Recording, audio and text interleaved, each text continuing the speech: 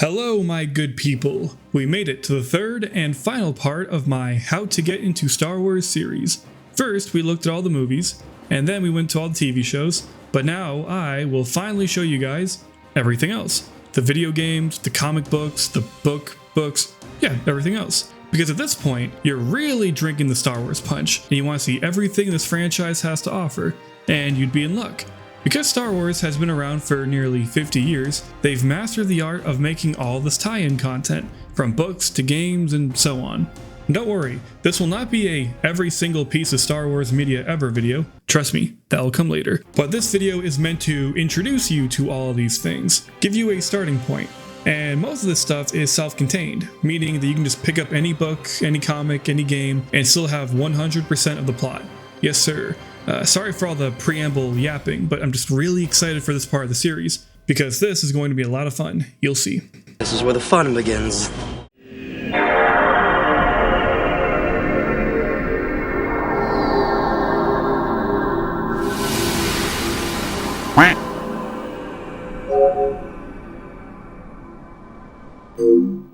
Starting off with the video games, oh god, where to begin? First off, if you want a solid Star Wars video game, check out the LEGO games. I mean, who doesn't love LEGO? Everyone loves LEGO. It feels like if you're a fan of any movie ever, chances are that there's a LEGO game version of it. There are a few LEGO Star Wars games to choose from, but personally, I would play the complete saga first if you're able. This is the quintessential LEGO game. Lots of fun. Only issue is, unless you have an Xbox Series or a PC, you're kind of SOL because it's not ported to the PS5 or the Switch yet.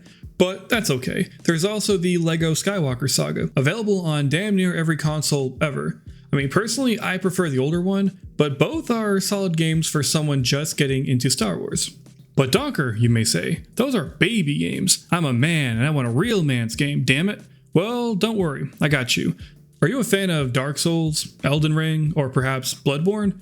Well, here is something that's kind of like that. Jedi Fallen Order. Basically, you play as young Jedi Cal Kestis, an Order 66 survivor who is on the run from the Empire. You fight lots of stormtroopers, the Inquisitors, and many other enemies, as well as platform across a couple of planets and unlock new force abilities and lightsaber upgrades. Unlike the LEGO games, this tells a unique story, set between episodes 3 and 4. This is a really fun game. This and its sequel, Jedi Survivor, can be played on most gaming systems, so you're all set. Another story-based game is the newer Battlefront 2. Why am I suggesting 2 and not the first one? Because the first one is just a multiplayer and sucks. While Battlefront 2 had a rocky start, it's now a decent multiplayer experience thanks to many updates. The multiplayer has you fight against other gamers in battles all throughout the Star Wars saga, from the Clone Wars to the Galactic Civil War and the First Order Resistance War. There's also a story mode where you play as Iden Versio, a special ops Imperial soldier during the fall of the Empire, and it surprisingly ties into a lot of the newer post-Return of the Jedi material, if you care about the Easter eggs and connections, of course. There's even an epilogue set during the sequel trilogy, tying it all together. Now, Jedi Fallen Order and Battlefront are far from the only Star Wars games out there. Hell, they aren't even the best. There are a lot of older games that exist that I will go over, but I need to add a little disclaimer, a little caveat, if you will, that these games technically don't count on the Star Wars timeline because they were made before Disney bought everything. It doesn't take away from how good they are, God no. But don't be confused if Starkiller from The Force Unleashed is never mentioned in any of the newer stuff coming out today, is all. And speaking of which, The Force Unleashed is such a fun game, I love it a lot. The game has you play as Darth Vader's secret apprentice named Starkiller, only he's really powerful in the Force, like being able to pull down a Star Destroyer powerful. You just lay waste to anyone your way. It's kind of like God of War actually, but with the Force. I love comparing this game to Fallen Order in how the premise of each game is almost the complete opposite to each other. This game is available on Xbox and PC, sadly not for the PS5 yet. But here's the cool thing, if you have the Switch, you can play the older version of this game, which looks crappier, but there are more levels and different abilities, which in some ways makes this the best way to play the game. The 60 FPS doesn't hurt either. If you want to feel like you're in God mode and you just want to slay enemies with reckless abandon, here you go. How about some Battlefront action? Star Wars Battlefront and Battlefront 2 put you in the shoes of a bunch of nameless soldiers all throughout the original 6 films. The first game is a bit limited in that each level is the same conquest game mode, but it shakes it up by having you play as droids, clones, stormtroopers, and rebels. Battlefront 2's campaign sees you as a clone trooper in the 501st, from the beginning of the Clone Wars to the Battle of Hoth. This story especially gives you that perspective of what it really means to be a foot soldier in this universe. To me, Battlefront 2, Force Unleashed, and LEGO The Complete Saga are my holy trinity of the best Star Wars games. And the good news is that you can actually play these two Battlefront games and their remastered collection basically anywhere, so you have no excuse to not play these games. Okay, but what if you want more soldier action, but in a more intimate first-person perspective? Republic Commando has got you covered. Here you play as Boss, the leader of a team of Spec Ops clone troopers called Delta Squad, as you take part in very important top-secret missions throughout the Clone Wars. You can give orders to your squad mates to cover you or to blow something up. It's the closest thing to Rainbow Six as we're going to get in Star Wars. And luckily, this and its remaster are available everywhere. Now for something more old school. The Dark Forces Jedi Knight series of games follows a smuggler spy turned Jedi Knight named Kyle Katarn, as he does all sorts of top secret missions for the Rebellion/New Republic. However, the game I'm recommending to you is the last one of the series, Jedi Knight Jedi Academy. Here you play as a new student in Luke's Jedi Praxium, and you can basically customize your Jedi to however you want him to be. You can choose a species, force abilities, lightsaber color. Does he have one lightsaber, or two, or a double-bladed one? And if you're a fan of the older expanded universe, then you'll love this game because it connects to a lot of the things, like a lot. It's a bit of an older game in that the levels are a bit maze-like, but the gameplay is so fun and refined that it makes up for it. This game was only on Xbox and PC, but thankfully they ported it to PlayStation and the Switch. How about a racing game? Star Wars actually has quite a few, but I want to show off Episode 1 Racer. It's a pod racing scene from The Phantom Menace, but you can race on other tracks and planets. A lot of them are really colorful and cool looking. Not much to say, it's a simple but fun game. The first one is available to buy everywhere, but the second one, Racer Revenge, is only available on PlayStation. Weird. And I know I'm going to get murked if I don't at least mention this game. Knights of the Old Republic, everybody. It's a Star Wars RPG made by the same people who made Mass Effect, set thousands of years before the movies. The world building and lore are immaculate. This is where we learn about the character of Revan and Darth Malak. And the sequel, of course, has Darth Nihilus, Traya, and Scion. But for me, I just cannot get into these games. I'm sorry. I don't mesh with the gameplay and I always get burned out of the terrorist level. But the people who like this game love this game, so I must recommend you at least try. You're better off playing this on Xbox or Switch. The PC version is old as dirt and there's no PlayStation port.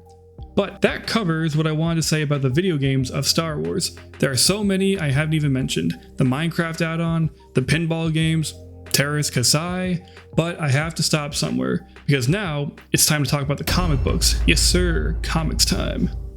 Right, so at this point we have watched Star Wars and now we have played Star Wars, but now we will begin to read Star Wars, starting with these comics.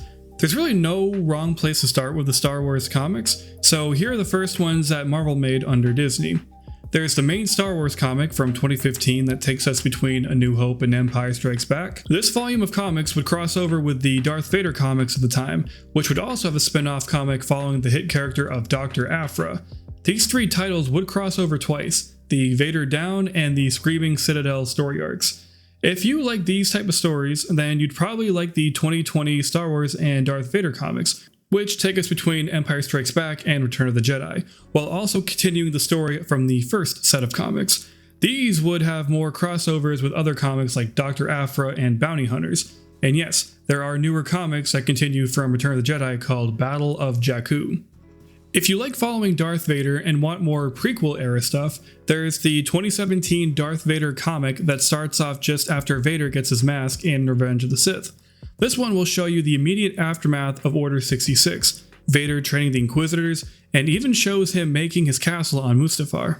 Taking place just before the sequel era, we have the Poe Dameron series. This follows Poe as a Resistance pilot and shows his time in searching for Lor San Tekka, which we see him actually do in the beginning of The Force Awakens. And that was most of the comic book series that you can read right now, but there are even more mini-series that tell a smaller story in comic form in the larger Star Wars universe. A good one to start with is the Age of Star Wars series. We have Ages of Republic, Ages of Rebellion, and Ages of Resistance, all of which have many one-shot stories that go into a character from that era. This Age series will give you a general swath of the Star Wars timeline. Shattered Empire takes place just after the second Death Star is blown up, and pretty much just follows our main group of characters as the Empire reacts to the death of their Emperor and his Operation Cinder contingency. This miniseries ties into a lot of stuff, including Battlefront 2, as well as some of the post-Return of the Jedi novels like Aftermath and Lost Stars. In fact, Poe Dameron's parents make their first publicated appearance in these comics. Now, let's take it back to the Clone Wars. When the show was cancelled after Disney bought Star Wars, there were a bunch of story arcs that were in production that just never got finished. Some of these they released as novels or comic books just to give the fans something to work with. Darth Maul, son of Dathomir, is one of those cut Clone Wars stories. This shows what Maul was doing between him getting his ass whooped by Darth Sidious in Season 5 and when we see him again in The Siege of Mandalore in Season 7. If you are a TCW fan, this is essential reading. Hell, they even introduced Gar Saxon in this story, who we would see in Season 7 and in Rebels. It is an integral chapter in the Clone Wars show. And then we have the Kanan comics, in which we have story arcs that take place before we would see Kanan in Rebels. The first one takes place at the end of the Clone War when he was still called Caleb Doom, and shows how he survived Order 66. You actually see a version of that scene in The Bad Batch, which came after, so the story slightly retconned, but not really. It's still worth reading. And if you want a story about the relationship between Anakin and Obi-Wan, look for Obi-Wan and Anakin. Taking place between episodes 1 and 2, this miniseries shows a time of tension for the two as Anakin considers leaving Obi-Wan as he grows closer to Chancellor Palpatine. But they go on a mission to Carnelian 4 and their bond is made stronger. And lastly, I need to mention the High Republic comics because there are a lot of them. However, I would keep these in the back of your mind and only check them out if you are into the High Republic novels, as those are a better introduction to the High Republic era than these in my humble opinion. But I felt the need to at least mention them. And that is it for the Star Wars comics, and there are a bunch more that I have not even mentioned. But we have no more time for that. Let's bring it on home by covering what I think are the best Star Wars things outside of the movies and shows: the books. And the cool thing about the books is they're mostly, once again, standalone. So you can, more times than not, just pick up a book at random and be good to go, as it should be. The first book I'm going to show y'all is Master and Apprentice. This is my favorite canon book and is in my top 5 Star Wars books of all time. I am not bullshitting you, this is such a good story. Master and Apprentice follows young Obi-Wan Kenobi and his master Qui-Gon Jinn. Qui-Gon has been offered a seat on the Jedi Council, but if he accepts, that means he won't be able to be Obi-Wan's master anymore, which causes a rift between them.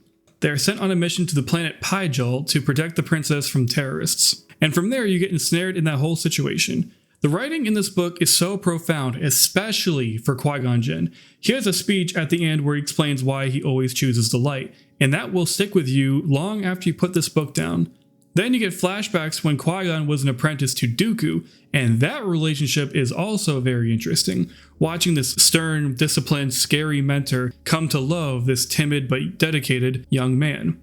I would so read a book just following Dooku and Qui-Gon's times together as Jedi, which leads us to the best thing that came from this book, the character of Rael Averross. He was Dooku's first Padawan, the complete polar opposite to Qui-Gon in that he's more rugged and rough around the edges. The fact that Dooku has such a high respect and love for this man, despite how contrastingly different they are, is so intriguing to me and so realistic. I don't know how to describe it. The fact that this character only appears in this and one other book is a crime. I could gush on and on about this one, but it was my friend Max who recommended this book to me, and goddamn is it a good one. Go read it right now. Another integral book to check out is Dark Disciple. Like with Son of Dathomir, this book represents a scrapped story arc in the Clone Wars show that was in production when the show was originally cancelled, which is problematic considering that these episodes were to show the story arc of Asajj Ventress come to a close. The story for Dark Disciple is this. The Jedi Council wants to end the Clone Wars quicker and come up with a plot to have Count Dooku assassinated. To do so, they send Quinlan Vos out undercover to meet up with Ventress, who was of course Dooku's apprentice, in order to learn the best way to take him down. They end up falling in love. There are twists and turns and secrets revealed, and a very bittersweet ending. Without going into spoilers, something happens at the end that would make one think that this book got retconned and doesn't count anymore because of future TV shows. But luckily, that is not the case, and you can read this book without any caveats or anything. Dark Disciple was supposed to be 8 episodes. I think it was supposed to be like the first half of the story, then Darth Maul, Son of Dathomir, then the second half of this book. If you enjoyed the Clone Wars, this is also essential reading. Before we got the final season of the Clone Wars, the Ahsoka book was our only hint to the Siege of Mandalore, and only in flashbacks. Ahsoka follows Ahsoka a year or so after Order 66 and shows how she went into hiding and what that was like, staying low and trying not to be the hero in this oppressive empire. She finds a small world to lay low in and meets a farmer girl named Kaden Lart. She would then befriend her sister and farmer crew and join them, until later on when she has to deal with an Inquisitor. If this story sounds familiar to you, that's because this book was written some years ago, when we had no inkling of Ahsoka's life after the war before Rebels, or even how she survived Order 66. And in the years since this book came out, we would actually see Ahsoka in Season 7 of the Clone Wars when she befriends a pair of sisters like in the book, and see her in the Siege of Mandalore, like in the flashbacks, and the last episode of Tales of the Jedi is basically an abbreviated version of this book. But all that aside, it's still a good story and worth checking out, especially the audiobook because Ashley Eckstein, Ahsoka's voice actress, does the audiobook and she's wonderful in it. Like, please don't look at this book and be like, oh no, it all got redone in the TV shows and doesn't count. Look at it more of an expansion of those stories. Hell, in some ways, it's better than them. Dooku Jedi Lost is a different animal altogether. Think of this not as a book, but as an audio drama whose script makes up this book. The book follows Ventress near the beginning of hers and Dooku's partnership as she learns about the Count's past. Basically, this is Dooku's origin story. We learn about his family, his friendship with Sifo Dyas, his training and being a Padawan to Yoda. Qui-Gon makes an appearance, as does our boy Rael Averross. In fact, the audio drama has the same voice actor for Rael as the narrator for Master and Apprentice. A good attention to detail. Dooku Jedi Lost is a good character study and shows how someone like him can fall to the dark side. It's quite sad how little content there is of just Dooku. Brotherhood takes place just after Attack of the Clones and just after Anakin is knighted. This story follows Obi-Wan investigating a bombing that occurs on Cato Neimoidia, as well as shows his first meeting with Asajj Ventress. Basically, Brotherhood is a stepping stone from how we see Anakin and Obi-Wan in Episode 2 versus how we see them in TCW, both character-wise and appearance-wise. Even though Anakin and Obi-Wan don't have a lot of screen time together in this one, the Cato Neimoidia incident mentioned in Revenge of the Sith happens here. Or does it? The writer of this book has a lot of little connections to other stories made prior to this. He even states somewhere that he made this ambiguous enough that this, or Labyrinth of Evil, could be that thing that happened on Cato Neimoidia that doesn't count. In fact, this book sort of canonized the first half of the older Clone Wars TV show, so that's cool. Tarkin shows us the origin of our favorite Grand Moff in 2 ways. First, we see his upbringing on Eriadu and learn how ruthless the Tarkin family was. Then, we see the events during the time of the Empire that led him to becoming the Grand Moff, one of the highest-ranking Imperial officials. This is a good Empire story, like there's no redemption like in the recent stuff. You start off as a bad guy, and you end as a bad guy, which is how I like my Star Wars. In fact, since Tarkin was one of the first Disney canon books, it is the first time we learn some big-time lore, including Emperor Palpatine's first name, which is Sheev. It's a great book with lots of deep cuts and connections to other stuff, written by the best Star Wars author out there, James Luceno, so it's worth a read by default. And speaking of Luceno, Catalyst is a story that sort of sets up the events of Rogue One. Starting during the Clone Wars, we see Galen Erso and Orson Krennic slowly learn how to build the superweapon, later known as the Death Star. Hell, this is the Death Star's origin story, sort of. If you're like me and was confused by why the Geonosians were originally going to make the Death Star, and you're wondering how the Republic got the plans and decided to build it, this clears all that up. Basically, this is the Star Wars version of Oppenheimer. This is one of the best Disney Star Wars books. In fact, many fans say that this is the best. If you like the behind-the-scenes, top-secret Republic science stuff and are interested in how things were when the Republic turned into the Empire, this is your book. Please read it. And the neat thing is that because this shares the same author as Tarkin, it actually ends with Tarkin being where he was when his book starts, which is a neat detail. but those are all the newer Star Wars books that I've read, more or less. But I have plenty more to go. So really quickly, here are some of the books I plan on reading that I think you all should read too. Lords of the Sith is when Vader and Palpatine go to Ryloth to put down a growing insurrection when trouble ensues. Lost Stars shows the relationship of two friends. One joins the Empire while the other joins the Rebellion, and follows these two during the events of the original trilogy. Bloodline takes place just before the sequel trilogy and follows Leia as a senator in the New Republic. I believe this shows the moment that it's known that she is the daughter of Darth Vader. A New Dawn is the first Star Wars book to be written by Disney and shows the time that Kanan meets Hera and sets up the events of the Rebels show. Thrawn is the origin story of Grand Admiral Thrawn, more or less. Shadow of the Sith follows Luke and Lando between the originals and the sequel trilogy, as they go on an adventure when Luke sees visions of a darkness to come.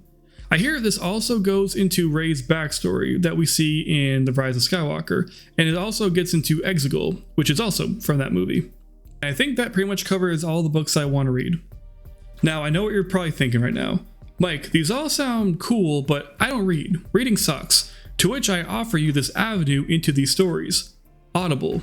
All the Disney Star Wars books have an audiobook on Audible, filled with music and sound effects. It is truly a unique and immersive way to consume these books.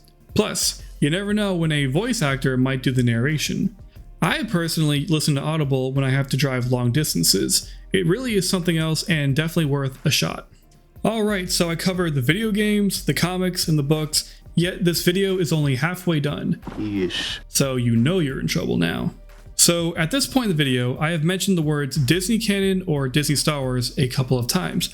But what does that mean? Isn't everything Star Wars connected? Well, yes and no. I waited until now to explain the difference in the whole what's canon versus what isn't canon thing, because I didn't want to overcomplicate the Star Wars expanded universe. But if you're still watching at this point, chances are you have a deep interest in all things Star Wars, so I will do my best to explain what counts versus what doesn't anymore. The Star Wars expanded universe, aka the books, comics, anything that isn't the movies, has been a part of Star Wars since the 1970s. Like you have things like Splinter of the Mind's Eye, the Holiday Special, the Droids and Ewoks cartoon, the first Marvel comics, all that goofy stuff. And then the 90s, the time period between the release of Return of the Jedi and The Phantom Menace, Star Wars just exploded with content, with special attention to have everything connect to each other as one single timeline. We get things like the Thrawn trilogy of books, the Dark Empire comics, various video games, and more. Hell, some of the things introduced from the EU, like Coruscant, double-bladed lightsabers, holocrons, and other stuff, would later appear in the prequel movies. The Star Wars timeline after Return of the Jedi was extremely developed. You had stories taking place just after the Battle of Endor, going up until 20-something years after that with the Yuuzhan Vong War, and beyond. But all this time, while George Lucas approved all of this and had the final say, sometimes he would throw in a wrench in the entire project if he had a story he wanted to tell. That's why the Clone Wars show had so many contradictions with previously established stories. However, this whole project, this expanded universe, came to a close in 2014. At this point, Disney had just bought Lucasfilm for $4 billion, and so they felt limited into what they could make in this decades-old timeline. I mean, who could blame them? Like, imagine paying 4 billion V-Bucks for a franchise and be limited to not using certain characters because they had been killed off in a book somewhere. And so, in 2014, Disney announced that for their Star Wars universe, they would be separating it from the original expanded universe. So only the original 6 movies and the Clone Wars show were still canon at this time. From there, they made movies, TV shows, countless books, comics, and video games, most of which I went over in this series. The old EU had then been classified as Star Wars Legends. So then you may be asking me, if there's 2 timelines, how will I know what stories are canon versus not? Don't worry, they did make that easy. If you go to your local bookstore and pick up a random Star Wars book or comic, and there's like a banner on the cover that says Legends, then that is a pre-Disney story. If there's no banner at all, then you're probably reading a canon story that still counts. But just because a Star Wars story doesn't quote-unquote count anymore, doesn't mean it isn't worth to read. Hell, a lot of the Legend stuff has influenced much of the Disney stuff, so it's interesting to see where Disney got the ideas for Thrawn or the New Republic, or Palpatine cloning himself, and so on. And so, before we wrap this up and go home, let me tell you some good starting points if you are interested in Star Wars Legends. Alright, so we gotta start with the Thrawn trilogy. This was the first time the post-Return of the Jedi era was really developed, and so makes for a good entry point. Grand Admiral Thrawn leads what remains of the Empire in an attempt to destroy the New Republic. Han and Leia are about to have kids, Luke meets Mara Jade, and there's a lot of good stuff going on. Just definitely start here. After that, I would recommend going backwards in time and go read The Truce at Bakura. This book takes place just after the Battle of Endor and is our stepping stone beyond the scope of the movies. From there, I would go in timeline order and really delve deep into what our heroes were doing after the original 3 movies. There is the X-Wing series, both books and the comics, the Courtship of Princess Leia, the Dark Empire comics, the various trilogies of books including Jedi Academy, Corellia, and Black Fleet Crisis. Then there is the Crystal Star, the Hand of Thrawn duology, and then we get stories about the Solo twins in the Young Jedi Knight series, the New Jedi Order, Legacy of the Force, Fate of the Jedi, and then we end it with the Legacy comics. So yeah, there is a lot. Then there is the Tales of the Jedi comics that take place during the Old Republic era thousands of years ago and show the various conflicts between the Jedi and the Sith. We get characters like Ulic Qel-Droma, Nomi Sunrider, Exar Kun, Naga Sadow, and many more. The events here would actually set up the Knights of the Old Republic games, and the Old Republic era would actually come to an end thousands of years later in my next starting point, the Darth Bane trilogy.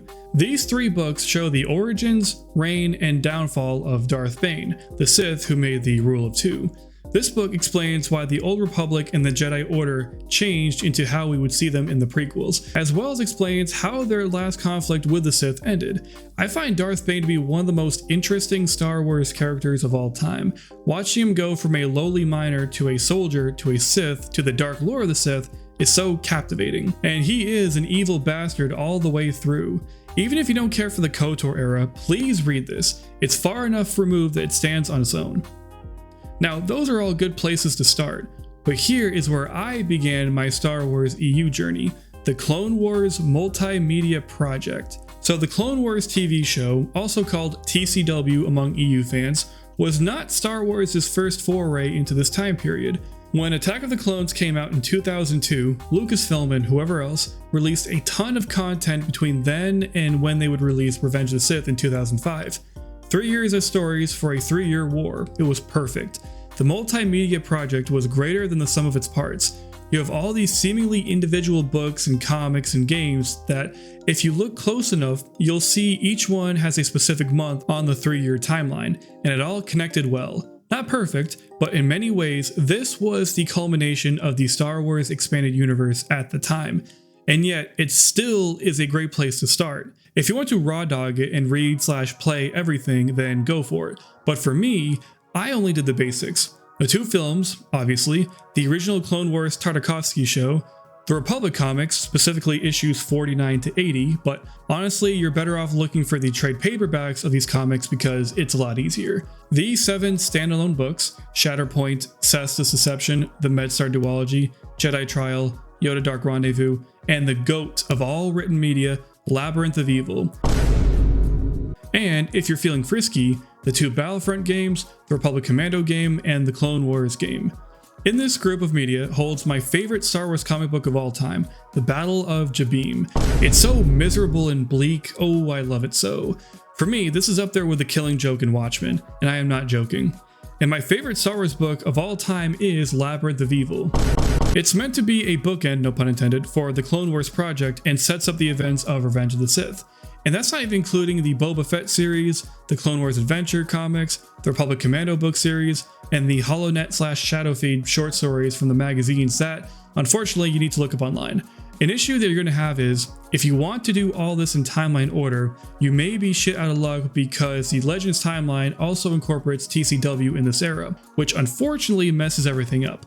But don't worry, I got you covered. I actually made a timeline based on multiple things I found online and within these stories. While I love TCW and the Multimedia Project, I acknowledge that these need to be seen as separate things. So pause the video, screenshot it. Here is the Clone Wars multimedia project timeline. Okay, it wasn't half the video, but Jesus, I spent a lot of time on Legends, didn't I? Well, there is a reason for that. But if you don't care much for the old EU, or you have no interest in hearing about my upcoming big-ass project, then you're free to go. Thank you for watching, and I hope I was able to help you get into the larger Star Wars universe, whether it's made by Disney or before. There is a lot to love and enjoy, and you can enjoy both. I genuinely don't believe that one is better than the other, and I hate the general negativity surrounding this topic. A rational person can enjoy both. It's not a pick a side issue, it's not that deep. I just wanted to throw that in there. I never want to be a grifter, I just want to have fun. And fun is the reason behind my upcoming massive undertaking. I plan on going over each and every Star Wars project, or at least most of them, from 1976 to 2014, aka all of Star Wars Legends. I'm doing this because I am enamored in the amount of world building and connections between all these movies, books, comics, games, and so on. I find it so interesting how all these authors and creators were able to make a unified timeline with so many different mediums, which is what I'll be focusing on. You will see me explain what each story added to the timeline, talk lore connections, and map out the entire Legends timeline decade by decade. So I'll be covering the humble beginnings of the 70s, the pulp of the 80s, the vast expansion of the 90s, the connective growth of the 2000s, and the closing off that was the 2010s. Nearly 40 years worth of shit to cover, so it's taken me some time to make. Actually, it's taken me years to make, so I won't release them until they are done. But I'll release little videos in the meantime to tide y'all over, or if I have like a little fun idea, but basically this is where the focus of my YouTube time will be. I'm both excited and nervous to show you, but I thank you for your patience in this, and I hope you will join me in this journey through Star Wars Legends. This concludes my How to Get into Star Wars guide. I hope I made getting into Star Wars less intimidating. I know I got more obscure as we went on, but that's just because there's so much Star Wars out there, it's insane. Too much. And they're still gonna spew out shows and movies and God knows how many more books. So I hope I gave you all a good starting place or two. But that's all I got for you today. Once again, I am Donker Dank. I make videos about the things I like that I have no one else to talk about with. Stay safe out there.